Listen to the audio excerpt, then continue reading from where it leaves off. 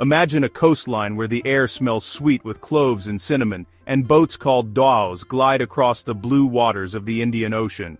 This was the Swahili Coast, which is Tanzania today, a busy place where people traded and cultures mixed for over 1,000 years. Merchants from Arabia, Persia, India, and China came here, wanting gold, ivory, and fancy animal skins. The secret to all this trade? The monsoon winds, which carried ships to and from faraway lands at the same time each year. These winds turned the ocean into a bridge, connecting continents and people. Swahili towns grew big, with stone houses, large mosques and busy markets full of languages and colors from all over the world. Local traders swapped African treasures for cloth, pottery, and spices, making the coast rich and worldly. But it wasn't just things that traveled these routes. Ideas, beliefs, and new ways of life came too. One of these was Islam, brought not by fighters, but by merchants and sailors. Through peaceful sharing, Islam began its journey to Tanzania, changing the Swahili coast forever. This special mix of cultures and faith created a history that is still alive today. Islam's story in Tanzania started with merchants and sailors, not armies. They used the stars and monsoon winds to guide them, bringing gold, ivory, and wood back home, but also their faith. These travelers were welcomed as business partners and lived among the local people, sharing meals, customs, and prayers. Their honest ways and daily worship made a quiet impact. Islam spread slowly through friendships and marriages that mixed cultures and languages. Children born from these unions grew up knowing both Swahili and Arabic, and with the teachings of Islam. Over time, more Muslim traders stayed for good, building the first mosques, small but important places of worship. These early settlers became links between worlds, planting the seeds of Islam in East Africa. The journey across the ocean became a journey of spiritual change for the coast. Islam arrived peacefully, becoming part of daily life through trust and respect. The faith took root, not by force, but by showing a good example. This gentle beginning would shape the area's spiritual life for hundreds of years. The Swahili Coast port cities, Kilwa, Lamu, Mombasa, were busy centers of trade and culture. Kilwa, once called amazing by a traveler named Ibn Battuta, controlled the gold and ivory coming from inside Africa. In lively markets, African treasures were traded for cloth, beads, dishes, and spices from across the sea. These cities became places where many different languages, ideas, and beliefs mixed together. Islam spread quickly here, as local leaders and traders saw how good it was to share faith with powerful Arab and Persian partners. Becoming Muslim built trust, opened doors, and made business ties stronger.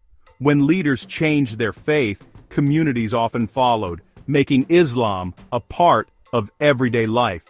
Mosques became places of worship and learning, with the call to prayer echoing among the market's noise. In these lively cities, Islam became part of what it meant to be Swahili, creating a special coastal civilization. Trade and faith together turned the coast into a true meeting place of the world. Zanzibar, the Spice Island, became the most important place for Swahili trade and Islamic culture. Its perfect spot made it a magnet for merchants, growing from a small post into a powerful center. The island got its wealth from cloves, ivory, and the slave trade, which attracted the Sultan of Oman, who moved his capital here in the 1800s. Omani rule brought grand mosques, palaces, and Islamic laws, making Stone Town a beautiful example of Swahili Arab buildings. Daily life revolved around Islamic rituals, with the call to prayer echoing through narrow streets. Festivals and religious schools grew, supported by the Sultan and rich families. Today, Zanzibar's winding alleys, carved doors, and old mosques show this richestichenschijnro. Saten chuzazam berbansta domrus darmur strii. The island stands as a living example of how trade and faith created a lively, lasting culture. Zanzibar remains the true jewel of the Swahili Coast.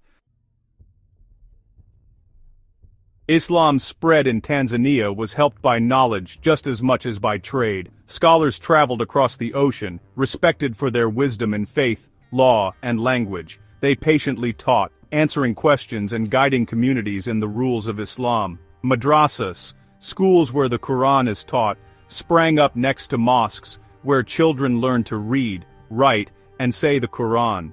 These schools also taught basic reading, math, and good behavior, shaping future leaders and judges. For smart students, madrasas opened doors to higher learning, sometimes even in other countries. Scholars made sure Islam was a living tradition, based on understanding, not just on doing rituals. Education became the backbone of Swahili Muslim society, keeping values alive and adapting to changes. The respect for learning and written words made Islam a lasting part of coastal life. Through schools and scholars, the faith grew strong for many generations.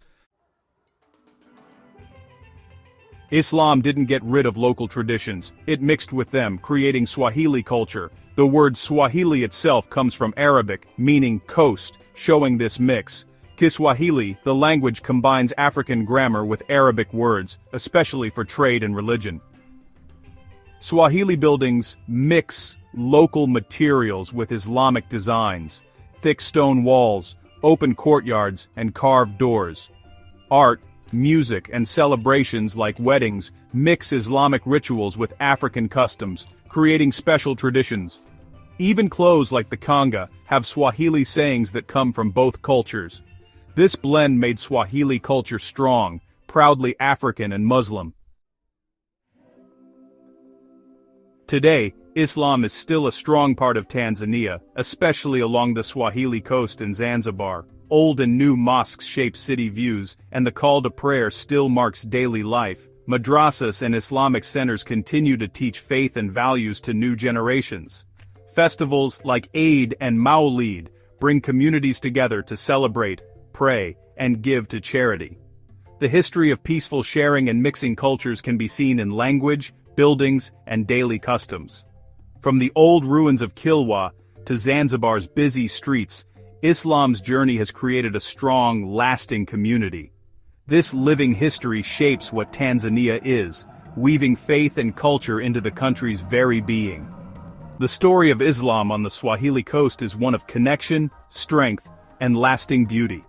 If you found this journey inspiring, subscribe for more stories of culture and history, share your thoughts in the comments, and join us as we continue to explore the living heritage of Tanzania and beyond.